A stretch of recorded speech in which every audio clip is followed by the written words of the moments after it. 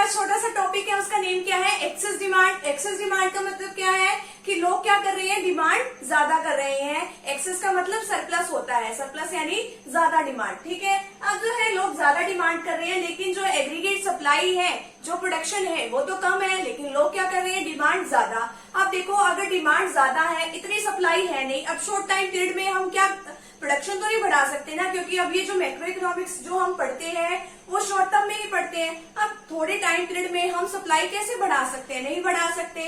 तो अब जब सप्लाई बढ़ेगी ही नहीं, लोग डिमांड ज्यादा करेंगे तो प्राइसेस बढ़ेंगे, ठीक है। प्राइसेस बढ़ेंगे तो उसकी वजह से क्या होगा, इन्फ्लेशन आएगा। इन्फ्लेशन यानी कि महंगाई बढ़ जाएगी, ठीक है। अब इसके अंदर अब ये देखो कि लोग एक्सेस डिमांड करते क्यों है, क्योंकि जो हमारी इकोनॉमी है उसके अंदर जो लोग मनी की सप्लाई, अब जो मनी की सप्लाई है वो क्या हो जाती है, ज्यादा। अब मनी की सप्लाई ज्यादा हो गई, लोगों के पास ज्यादा पैसा आएगा तो कहीं ना कहीं तो वो खर्च करेंगे ना, तो इसलिए जो है वो डिमांड क्या कर देते हैं, ज्यादा कर देते हैं। अब एक्सेस डिमांड का मतलब क्या है, अब इसकी एक छोटी सी डेफिनेशन है। Excess demand refers to the situation when aggregate demand is in excess of aggregate supply, यानी कि जो एग्रीगेट डिमांड है वो क्या है, ज्यादा। किससे ज्यादा है, एग्रीगेट सप्लाई से, corresponding to full employment in the economy. अब देखो कि हमारी इकोनॉमी में जो है फुल एम्प्लॉयमेंट की सिचुएशन है, उस तक तो ठीक है, फुल एम्प्लॉयमेंट की सिचुएशन में एग्रीगेट डिमांड जो एग्रीगेट सप्लाई के इक्वल है, लेकिन अब उससे भी ज्यादा जो है लोग क्या कर रहे हैं, डिमांड कर रहे हैं। तो अब जो है डिमांड बढ़ाए जाओ, वो क्या कर देंगे, अपना प्राइस बढ़ा देंगे, क्योंकि सप्लाई तो बढ़ नहीं सकती। तो अब इसमें जो है इसमें एक डायग्राम दिया हुआ है, उसकी हेल्प से चलो हम समझते हैं। वाई एक्सेस पे एडी दिया हुआ है यानी एग्रीगेट डिमांड, और ओ एक्सेस पे इनकम, आउटपुट और एम्प्लॉयमेंट दिया हुआ है। मैंने आपको इसका एक इजी तरीका बता रखा है कि यहाँ पे जो है वाई एक्सेस पे ये जो हमने सप्लाई इतनी से बनाई, फिर उसके बाद जो है सप्लाई क्या हो जाती है, कांस्टेंट हो जाती है, ठीक है। ये हमारी एग्रीगेट सप्लाई है।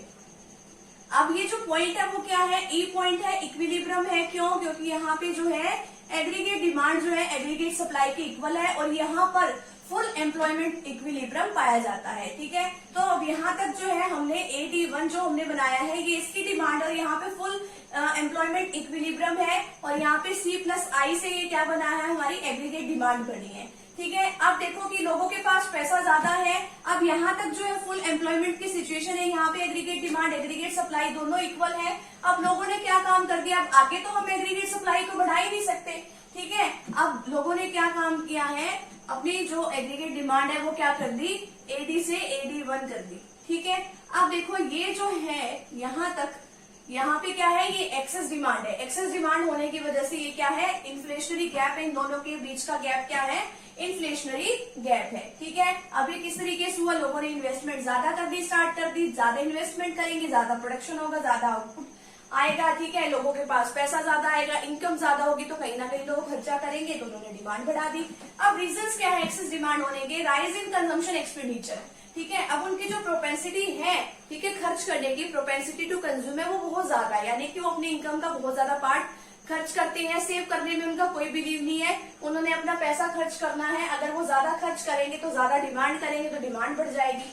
अब अगर मान लो गवर्नमेंट ने टैक्स कम कर दिया, अब उनको टैक्स पे तो पैसा देना नहीं है, अब वो उनके पास पैसा बचा हुआ है, तो वो डिमांड ज्यादा करनी स्टार्ट कर देंगे। डिक्लाइन इम्पोर्ट, इम्पोर्ट का मतलब क्या है, अपने देश में कोई बाहर वाली कंट्री से सामान मंगवाना, वहां से उन्होंने मंगवाना कम कर रखा है, ठीक है। अब वो अपने देश में तो डिमांड बढ़ाएंगे। राइज इन एक्सपोर्ट, अगर एक्सपोर्ट उन्होंने बढ़ा दिया, अगर एक्सपोर्ट बढ़ाया है उन्होंने, तो दूसरे देशों से भी तो पैसा आएगा, अब ज्यादा पैसा आएगा, नेशनल इनकम बढ़ेगी, तो जो है लोग एग्रीगेट डिमांड बढ़ा देंगे, ठीक है। आगे क्या दिया हुआ है, कॉन्सिक्वेंसेज ऑफ एक्सेस डिमांड, तो इसकी वजह से होगा क्या, इम्पैक्ट ऑन आउटपुट। अब लोग सोचेंगे कि यहाँ भी डिमांड ज्यादा बढ़ रही है तो हमें आउटपुट भी बढ़ा देना चाहिए, ठीक है। इम्पैक्ट ऑन एम्प्लॉयमेंट, अब देखो यहाँ पे इनवॉलेंट्री तो एम्प्लॉयमेंट वाली कोई सिचुएशन आती नहीं है, अब फुल एम्प्लॉयमेंट लगा के ही डिमांड ज्यादा हो रही है, तो अब इनवॉलेंट्री एम्प्लॉयमेंट, अनएम्प्लॉयमेंट तो आएगी नहीं, यानी कि कोई भी बेरोजगार नहीं रहेगा। नेक्स्ट है impact on the general price level.